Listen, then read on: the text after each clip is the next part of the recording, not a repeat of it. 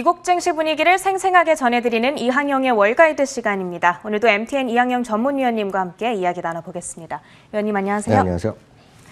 네, 위원님 어젯밤 이번 주 첫 거래일이었는데 나스닥 지수와 S&P 500 지수가 왜 이렇게 많이 빠졌을까요?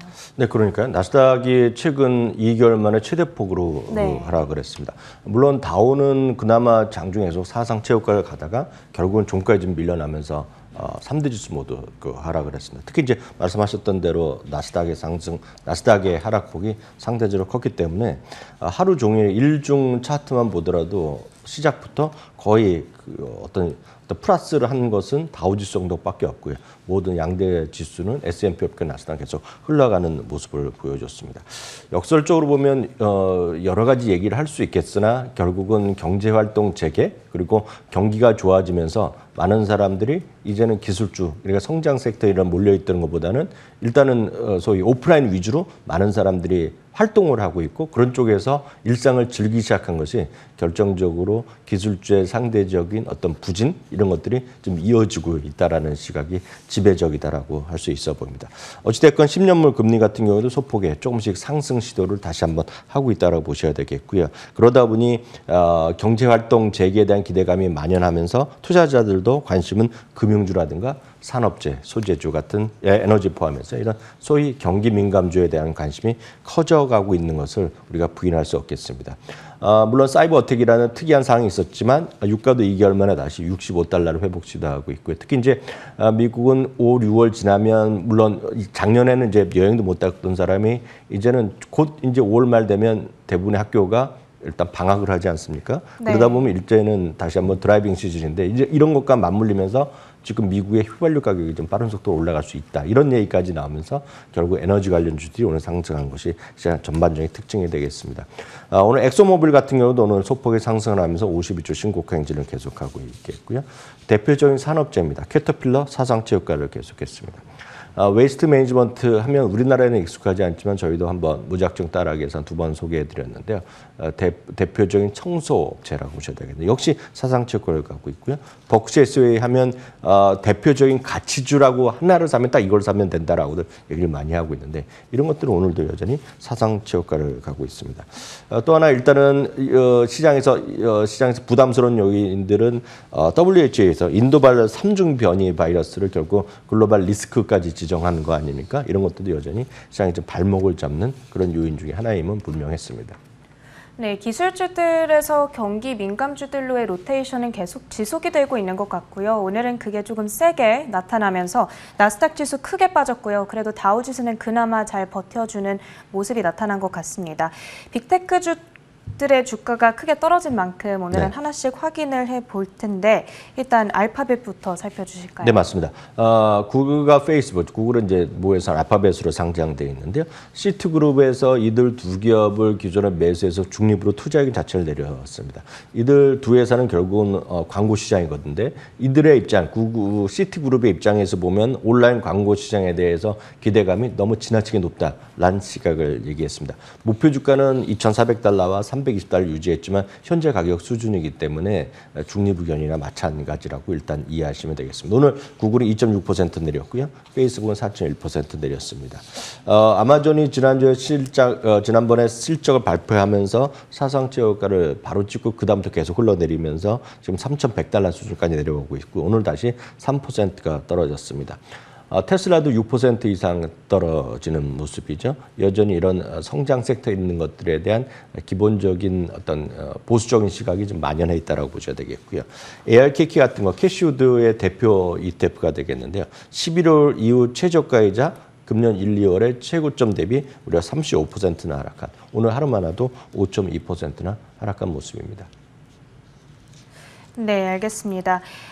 이렇게 빅테크 주식들의 주가가 오늘 너무 부진했다 보니까 우리 국내 투자자 여러분들께서는 근심이 참 많을 것 같습니다.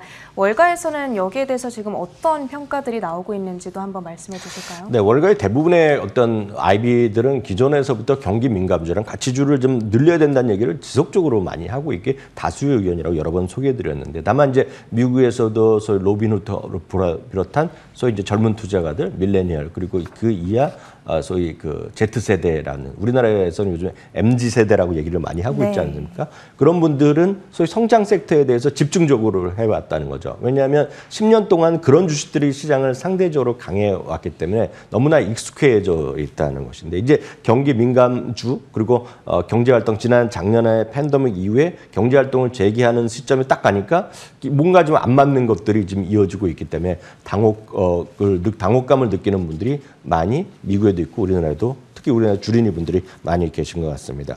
골드만삭스의 데이비 코스틴 하면 수석 투자 전략가하고 있는데요. 한마디로 이런 얘기를 하고 있습니다. 빵 주식이 지나치게 지금 확대됐다는, 비중이 커져 있다는 얘기하고 있는데요. 이런 얘기를 하고 있습니다. 현재 시가총액 중에서 빵이란 것들이요, 그러니까 페이스북, 아마존, 애플, 그리고 마이크로소프트, 구글인데요.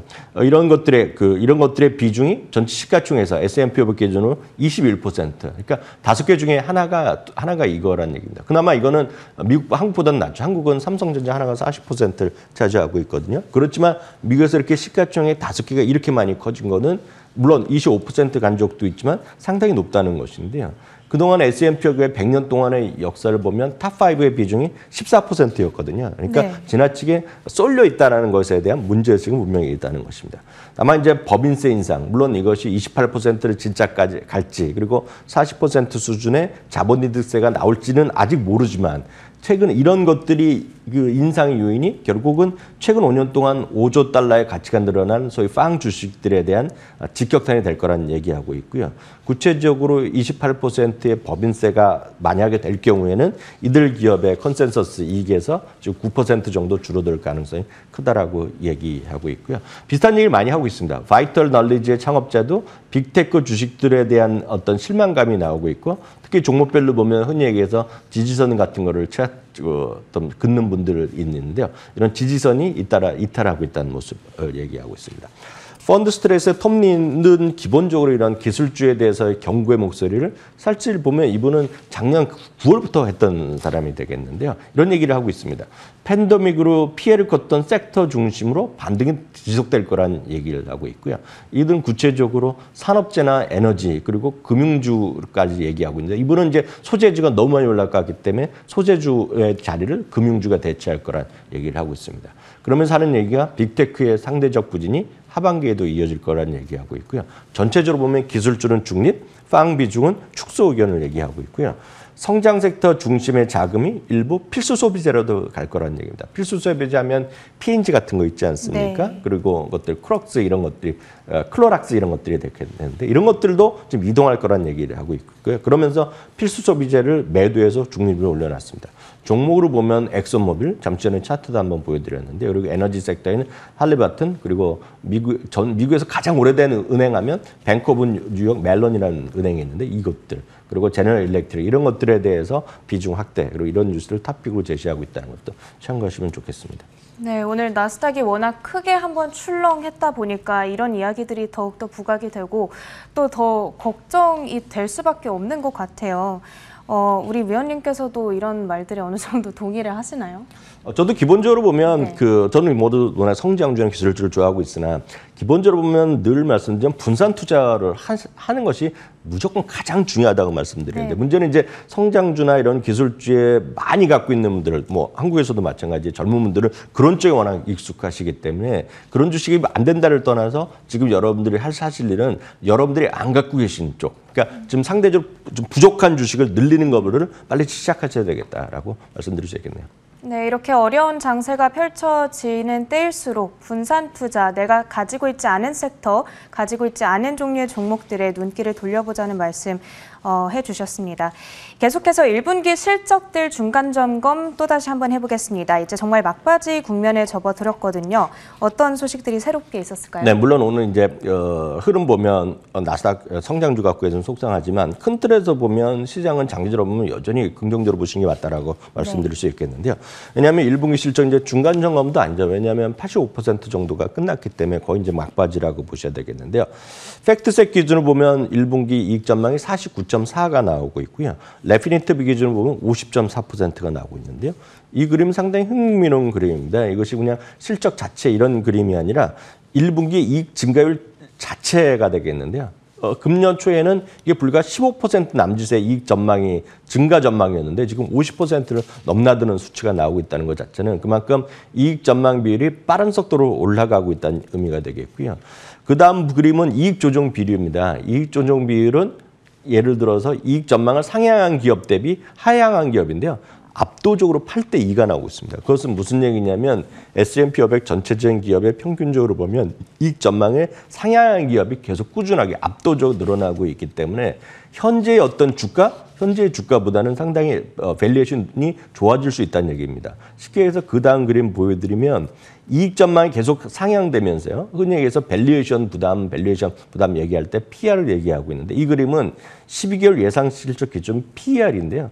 PR이 드디어 22배 이하로 떨어졌거든요. 그 무슨 얘기냐면 S&P 500은 사상 최고가를 가고 많이 올라간 것 같지만 실제로 밸류에이션 보면 오히려 작년 8월 대비 그리고 금년 1, 2월 대비 훨씬 오히려 낮아지고 있고 조금만 더 내려가면 연중 최저 수준까지 밸류에이션이 떨어져 있다는 얘기입니다. 무슨 얘기냐면 주가는 올랐지만 밸류에이션은 낮아지고 있고 이런 그림에서 주식은 장기적으로 매우 좋다라고 말씀드릴 수 있겠네요.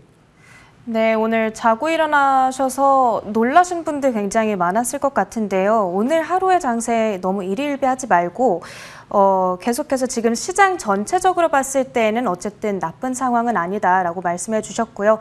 내가 부족한 점들을 보완해 나가는 방향으로 우리가 가져가자라는 조언을 계속해서 명심해 보면 좋을 것 같습니다. 오늘도 이렇게 월요일장 마감한 미국 증시 시황 판단 이항영 MTN 전문위원님과 함께 해봤습니다. 오늘 말씀도 고맙습니다.